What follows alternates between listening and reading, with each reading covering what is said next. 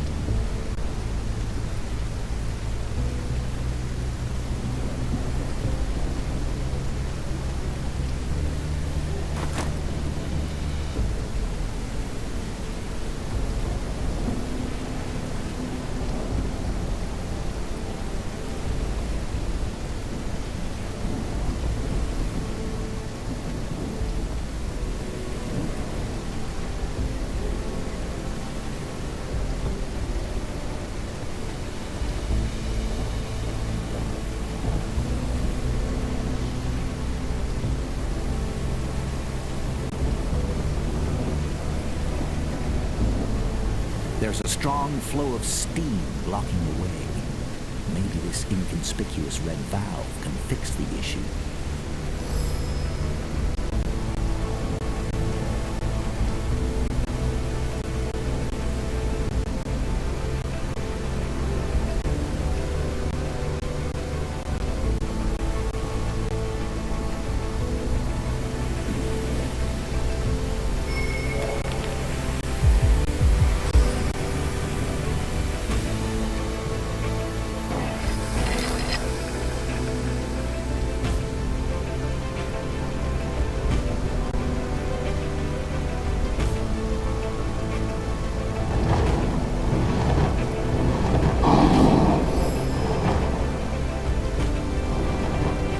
Without their commander or magical powers, those who remained had no choice but to surrender. That is how technology came to dominate the current world order.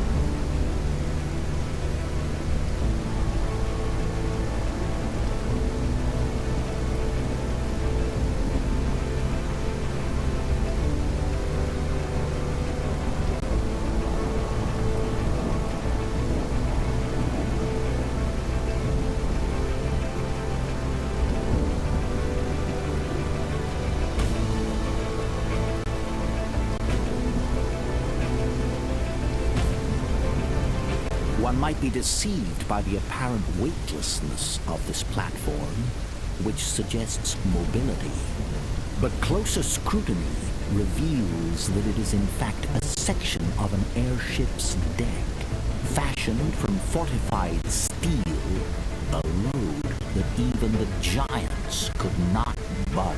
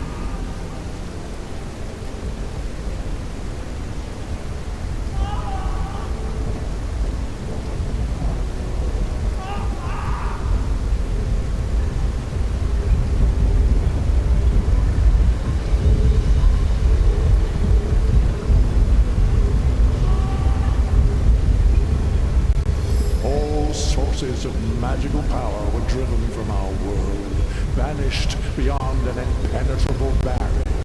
Now everyone may enjoy a just and untroubled world, free from magical rulers and their spells.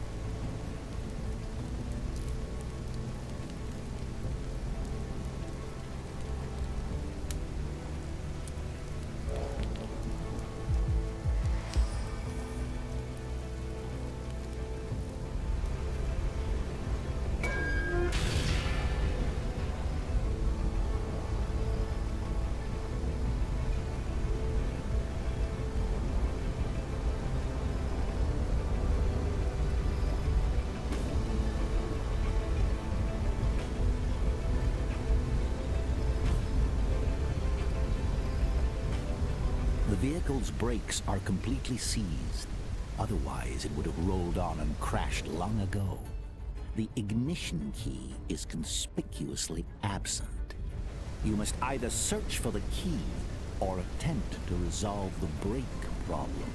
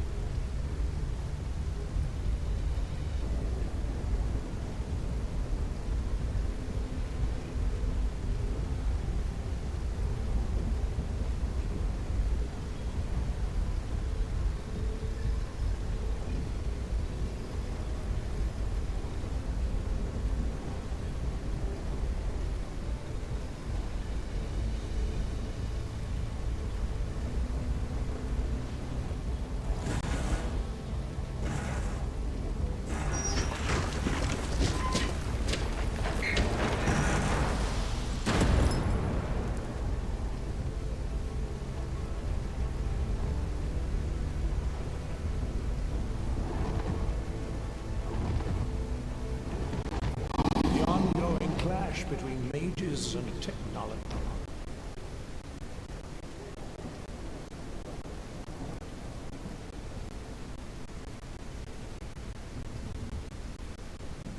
Forming into hideous, decaying iron statues of themselves.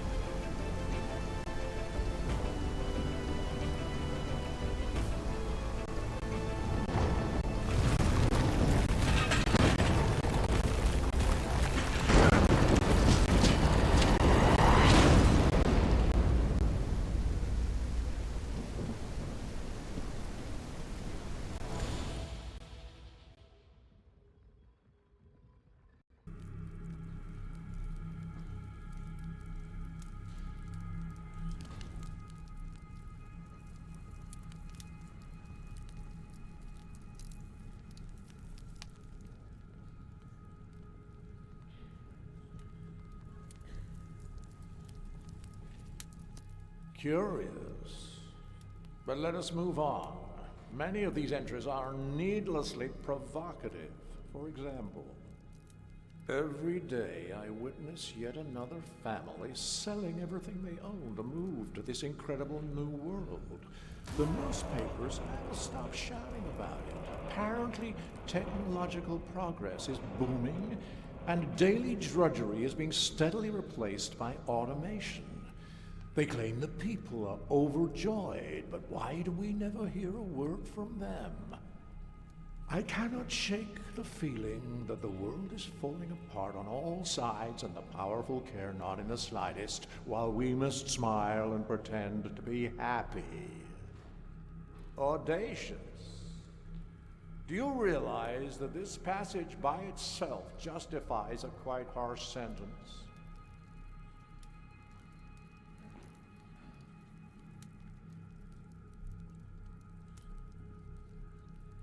That was just the first entry.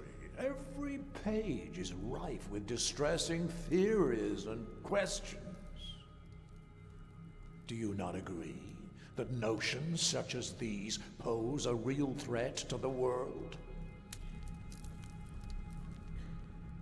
I see. You do realize everything that happened is entirely due to your ignorance and arrogance. Everyone who trusted you, believed in you, and every event that led us to this point. You don't even grasp the magnitude of your responsibility, do you?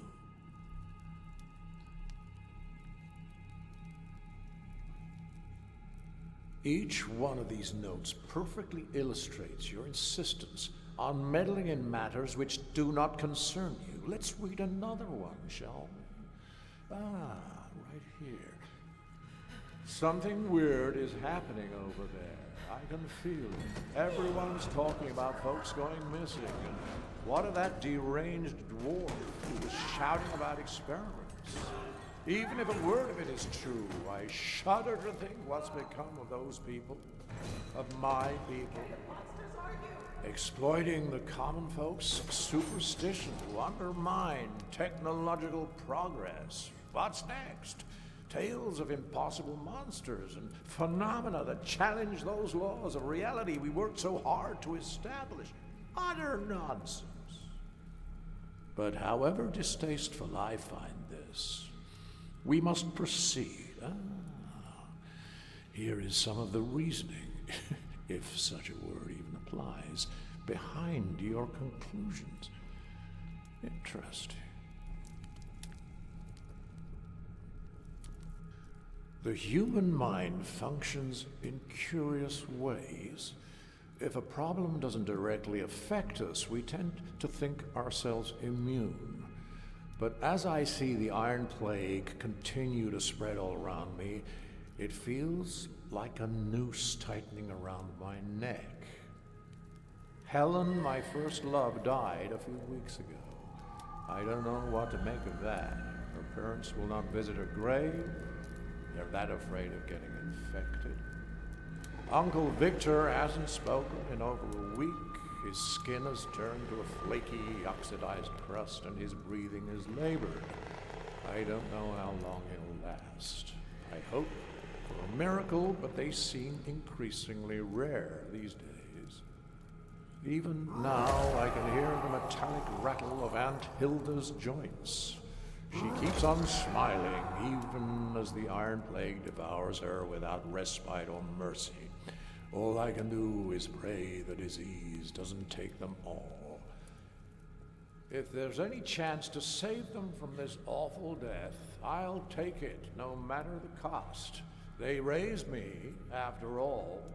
I can't stand by and do nothing.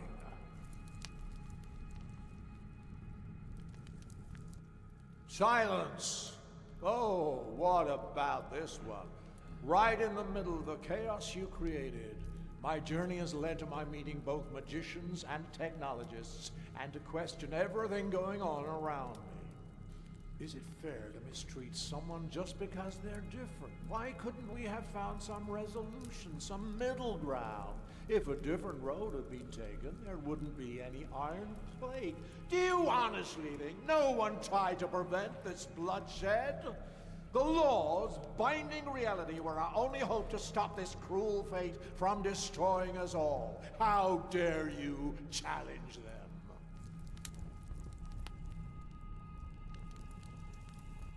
And now we come to the proof that you're the one who started all this, that the whole debacle is your fault. The odds are not good, I know, but it still bothers me that there's been no word from any of the emigrants to the New World. So I've decided to risk it. They're not asking much in return, after all. Only the unwoven filament. The task should be no challenge for someone like me. There it is, in your own words. You're nothing but a thief. Silence. These are your words. I smuggled the unwoven filament onto a ship heading for the New World to the Tatterhold seaport. There I will meet with Red Simon's contact.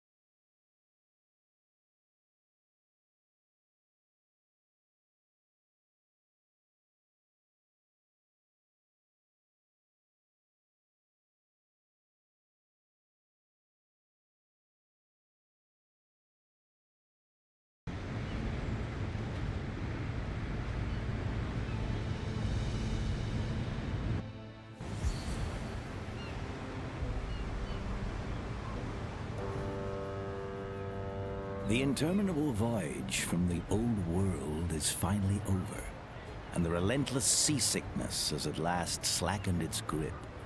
You inhale deeply and let the warm sea breeze fill your senses. The cries of gulls fill the air, alongside the chatter of folk on the bustling docks. Your heart quickens with anticipation as you take that first decisive step off the gangway. The new world awaits. But before you're free to embrace this new chapter in your life, there's the customs officer to deal with. A young man in an ill-fitting uniform presides, papers strewn before him on the wooden tabletop. With an air of long-practiced indifference, he begins to read from a crumpled form. Good day to you, sir or madam. Let me be the first to welcome you to the New World, a place without poverty, hunger, or war, a place where everyone can achieve their dreams, etc., etc.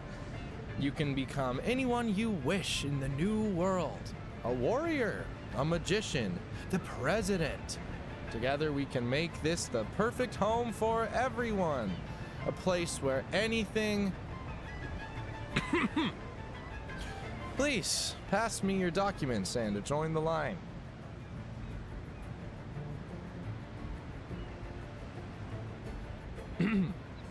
We are happy to welcome another human to the New World. People like you adapt quickly and are always in demand for every type of work. You'll find lots of opportunity here. Please step forward for a customs check. We need to make sure you're not carrying anything illegal. Surface inspection indicates the new arrival is not a magical being, has no visible signs of corruption, and no evident symptoms of the Iron Plague. Nor do I observe any kind of smoke, magical glow, unusual light refraction, or other manifestations of illegal or unregistered magical artifact. Looks like we're done here. Head on through, and good luck in the new world. Don't break the law and don't join any magical terrorist organizations. Have a good day.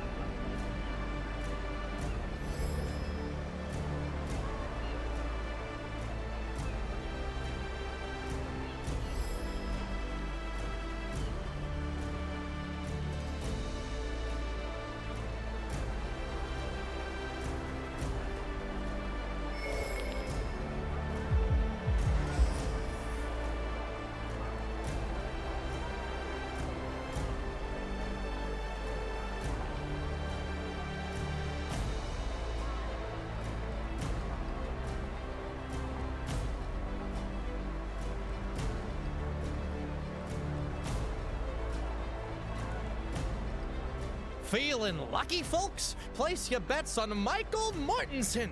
Odds are 5-1 against. You're certain that fellow holding the Crimson Arrow sign just announced the very person you're supposed to meet on the docks?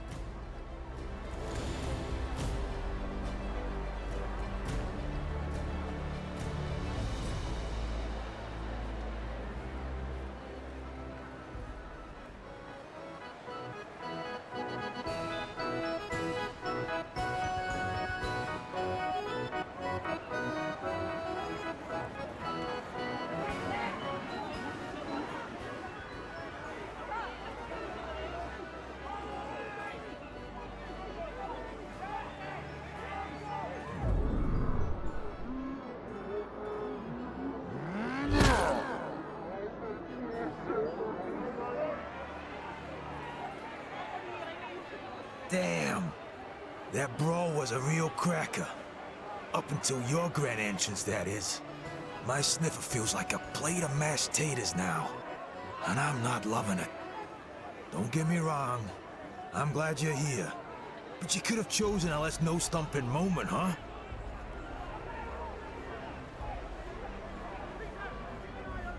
It's not your fault, mate. Everything will be okay. Hey, worst case scenario, I'll buy myself a beer or three. All right.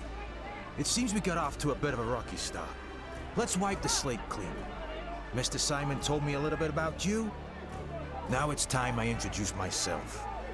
Name's Michael Mortensen, but mostly folks call me Mick Rosie. I work for Mr. Simon, managing his business affairs now and then. And you?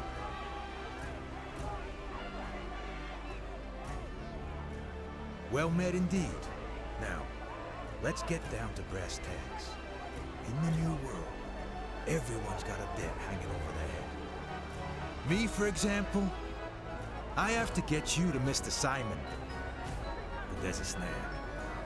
I took a beating, and now I owe Ernie. Ernie's the bloke with the purse and the trusty notebook. Don't take this the wrong way, mate. Not holding a grudge or anything. But I got knocked out because of you. It's a bit of a tangled tale. But now it's you who's got a debt to settle with Ernie. We're not going anywhere until that's taken care of. You follow me? You're in the port, buddy. To make a few dollars, you can try your luck with some portside gamblers, indulge in a bit of pickpocketing, or maybe just rummage through a few bags, the usual routine. If you're feeling adventurous and want to reel in a bigger catch, have a chat with Ernie and consider stepping into the ring with Grotwir the Crusher. But I'll be straight with you. He's a tough nut to crack.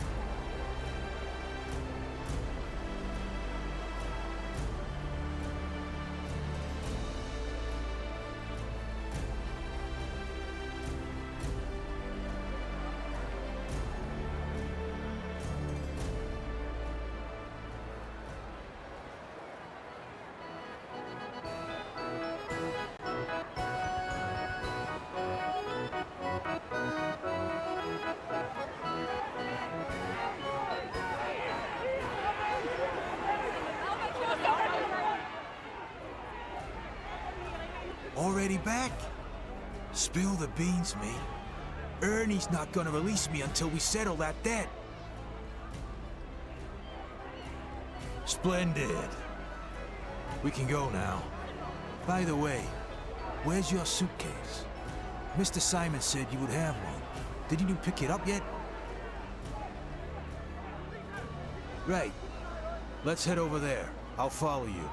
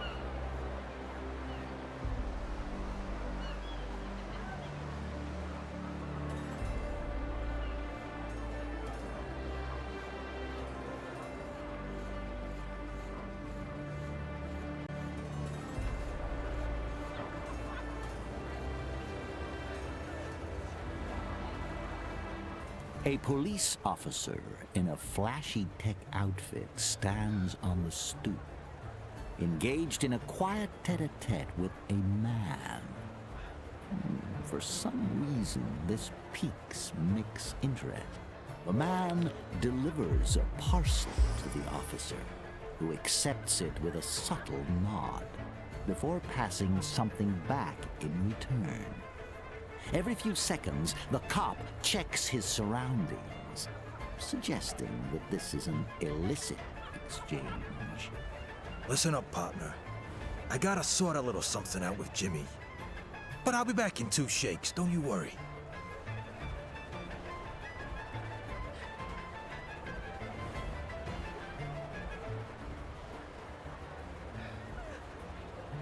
I had a feeling we were gonna get along. Hey, Jimmy, my man. The cop startles at Mick's exclamation, his countenance darkening as he looks up at the imposing giant. It's abundantly clear that he's less than thrilled by Mick's appearance. What do you want, Mortensen? Jimmy, you owe me a little something. And since I'm in the neighborhood, I thought I'd cash in.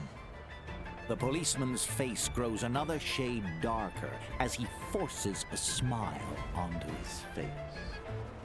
Yeah, I think we need to have a little one-on-one off the record. The policeman nods pointedly in your direction. The policeman's eyes are darting about, and he's breathing in harsh gasps.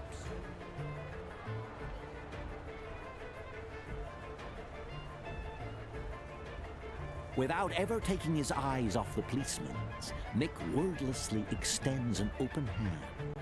Jimmy hesitates, but only briefly, his gaze snapping from the towering giant to you, then back again.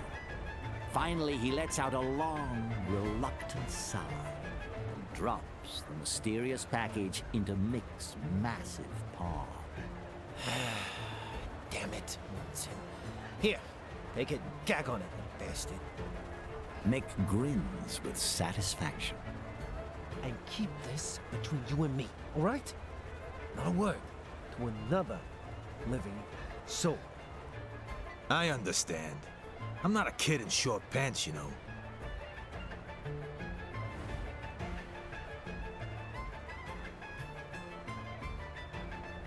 Hold on a sec. There's something I've got to take care of.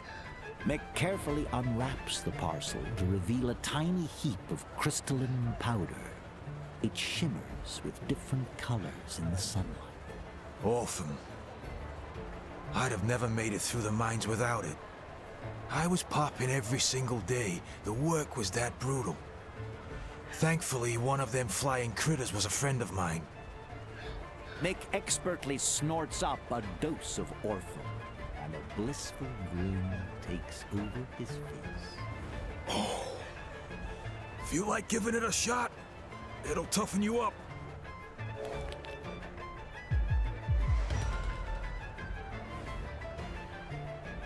You've got no idea what you're passing up, pal.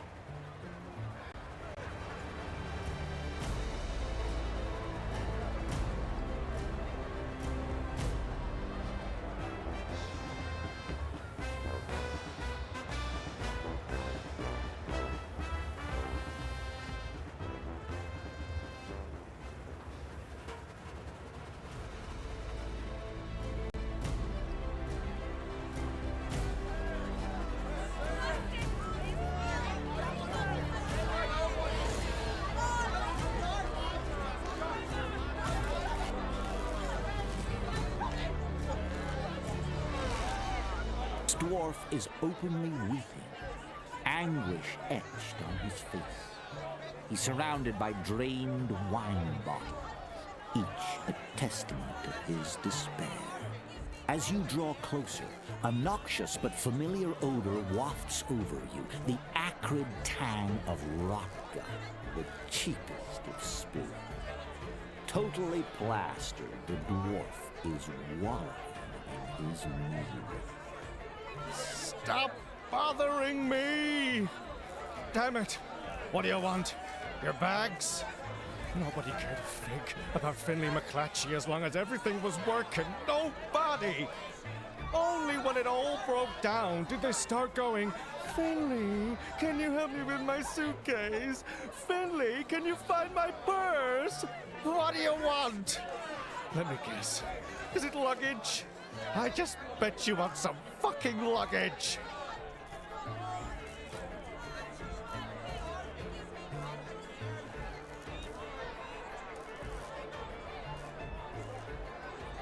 Stop pretending that you care. No one does. No one! Better just leave me alone.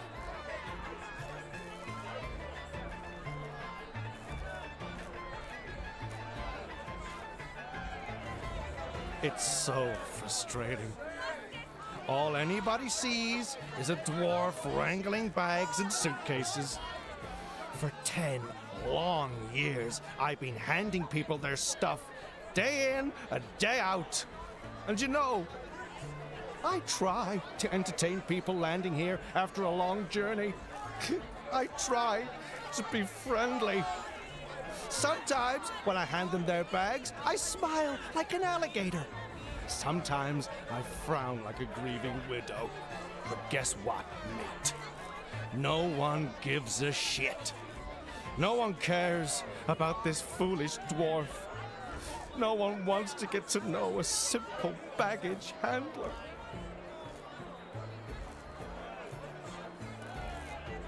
You'll get your luggage. Can't you see the belt's not working?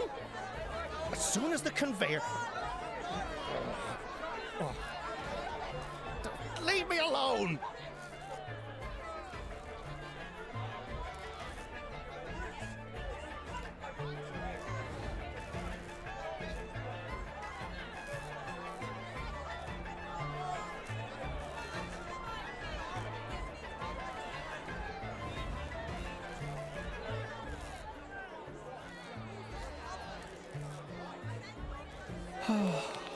Okay, I'll fix it.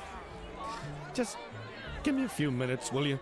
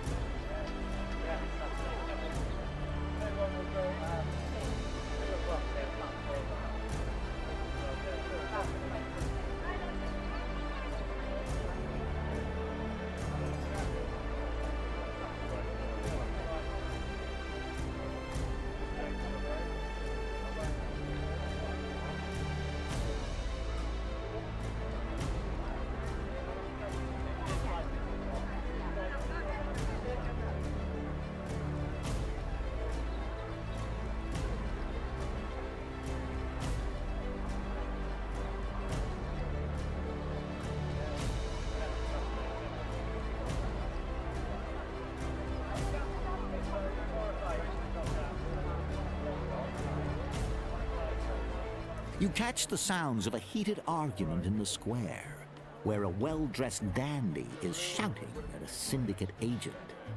Looks like things are about to get physical. This is unthinkable! Absolutely not! I'm not going to do it! Your edits are a mockery of the performing arts. Richard, it seems you misunderstood me. Whoa, whoa, whoa, not so fast, fella. It's Richard Maxwell Gracefield Parisi III to you! That's Parisi with an E! Of course. But you're deeply mistaken if you think we're asking your opinion on this. The head of the Eastern Syndicate must see the correct version of this play, the one we know he will enjoy. We've already made all the necessary changes. We hired you to direct this performance, and you will do what we tell you to do. Period. Oh! This is positively scandalous! You're making me dizzy. I think I'm going to faint. That's the end of this conversation. I trust we understand each other now. Oh, my vision is going blurry!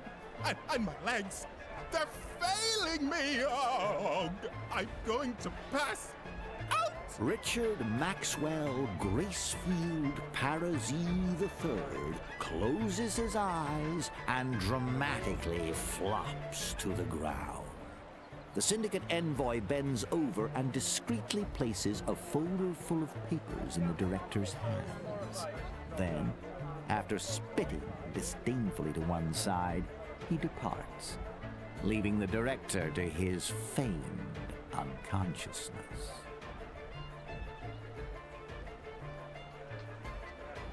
As you watch, the director's right eye opens the merest crack, followed by the left, each lid rising cautiously.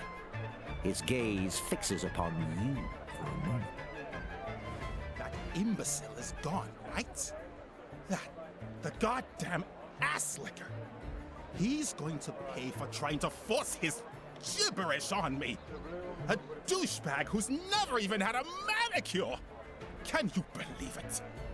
Richard Maxwell Gracefield Parisi III, in his characteristically nonchalant fashion, fans himself with a thick folder, yet his gaze remains locked on Mick.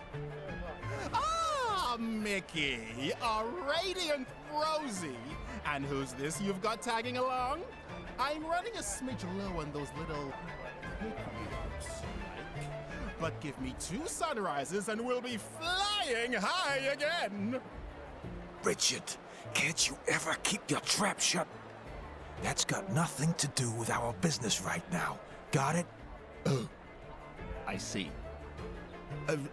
What do you want then? Assistant? I thought the world was going to end before you finally showed up.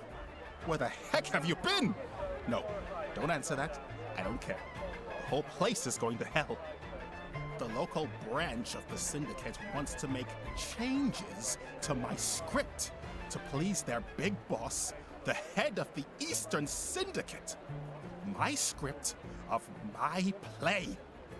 They want to murder my entire artistic aesthetic with their propaganda. Moreover, there's no way the actors can learn new lines in such a short time. Especially these actors. Have you seen them around, by the way?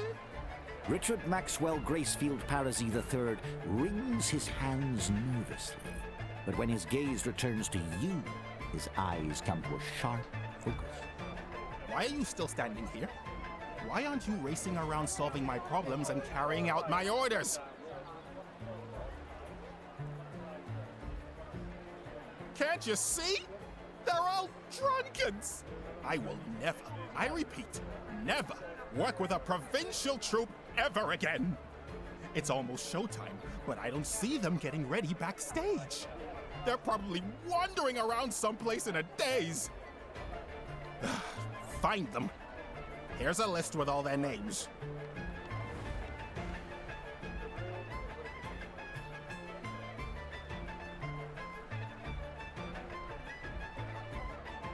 How would I know? They must be hanging around somewhere nearby. I haven't seen them for a few hours now, and I'm worried they're going to be late for the show! I gave you a list of names. You've got a mouth, you've got 2 legs, ask around! Fantastic! Now move, move, move! We're running out of time.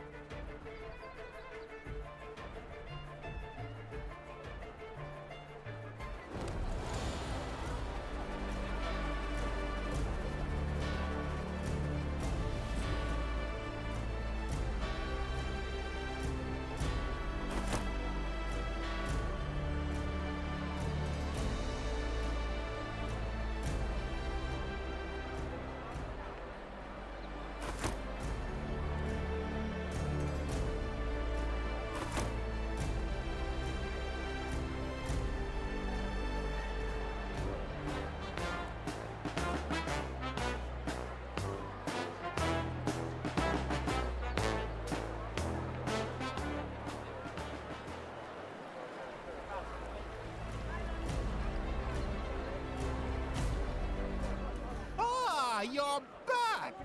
Have you solved my problems yet?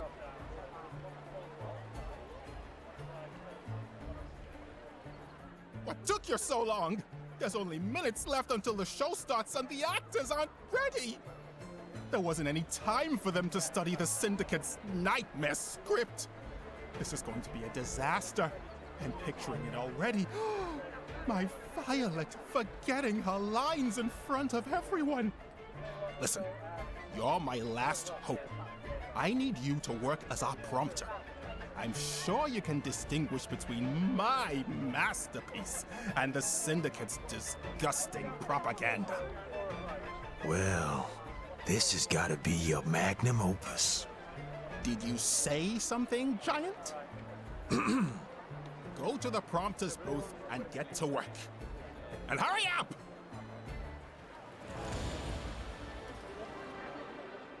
Hey, hello there, fiery gentlemen and divine ladies. Welcome to the exclusive, incredible, and ultra-modern New World. I hope your trip here was as magical as my new hairstyle. Yes, I heard about those few small bumps you faced along the way, but that's all in the past. It's time to move forward into the future. Now, hold on tight, my friends, because the real star is about to appear. The boss of the gigantic Eastern Syndicate, the incomparable Wayne Zindo!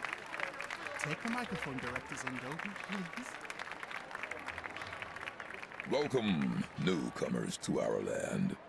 A land that lives and breathes freedom. At this point, I would normally be handing you a glass of wine while we all relax and have a nice chat, but today's circumstances call for a little improvisation. As you may have guessed, we've had a small problem with transportation.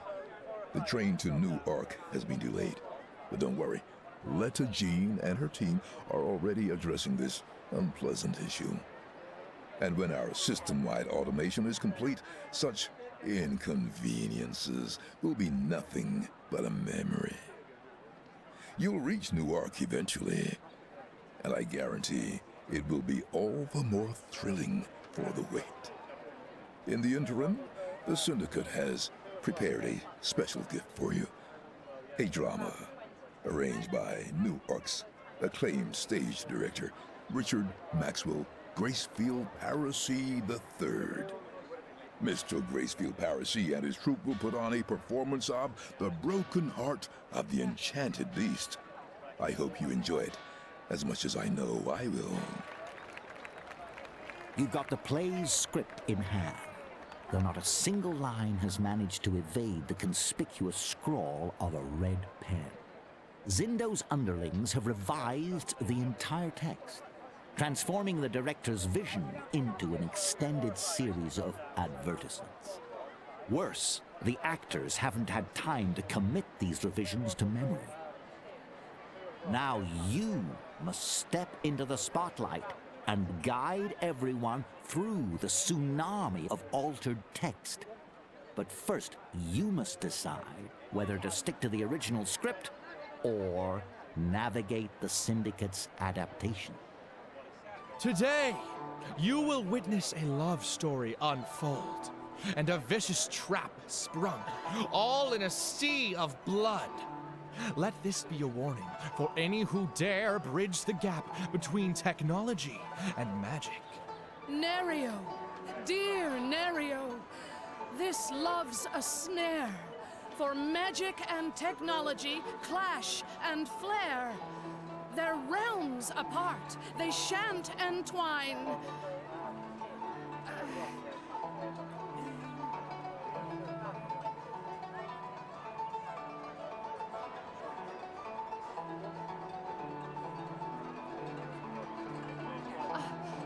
A warning clear for your heart's design.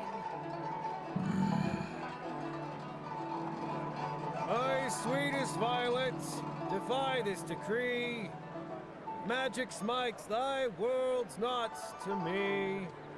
Oh, Nerio, the Weaver's darkest blight, Their reckless magic turned day to night. We must respect the laws and ne'er sway, or risk they'll lead us far astray. Herald, mark my words, thou shalt see. Great power from the rifts mine shall be. Weaver's gifts, I'll claim them all. My might and magic, they shall enthrall. Nerio, beware! This path is fraught with peril and darkness. Heed the thought! Heed the thought! The thoughts.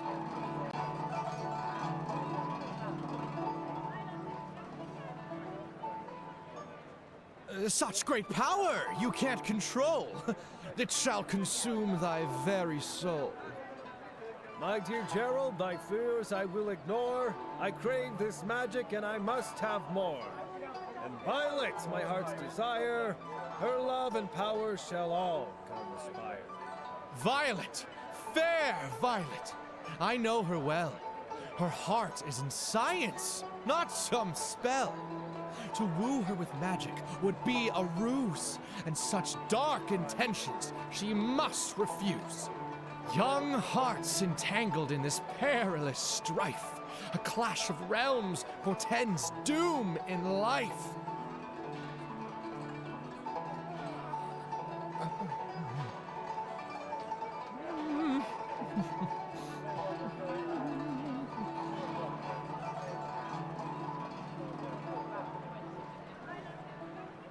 Their destinies entwined in dark dismay. A balance lost, hearts led astray. Nerio, dear Nerio, we must now part ways. For magic's darkness obscures your gaze.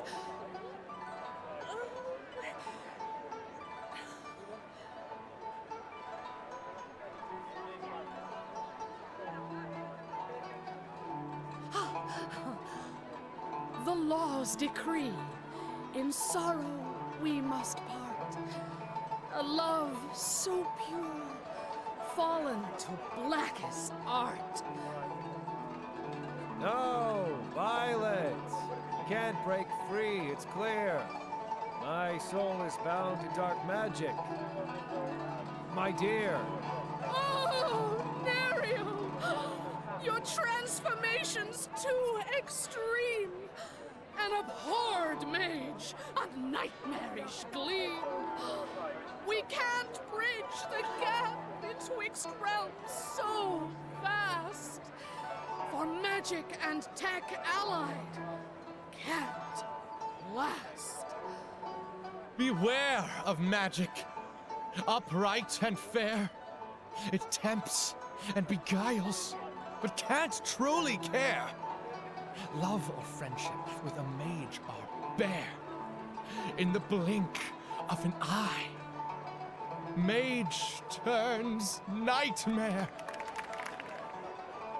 Thank you, thank you. Oh, God bless your hearts. Oh, That merci wasn't my script. Merci beaucoup. Damned artists! Hey, watch the threads. Hey, let go of me. Hey, get your hands up. Do you know who I am? Hey, let me. Ah!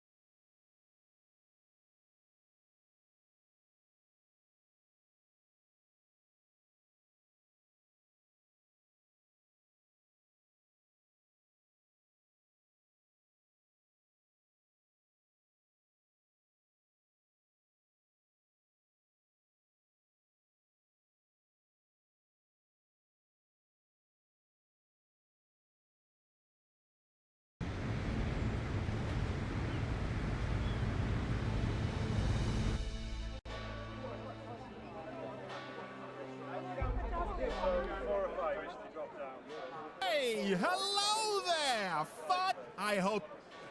Well, as you, but don't worry. In the mid Script. Zip. What? Not.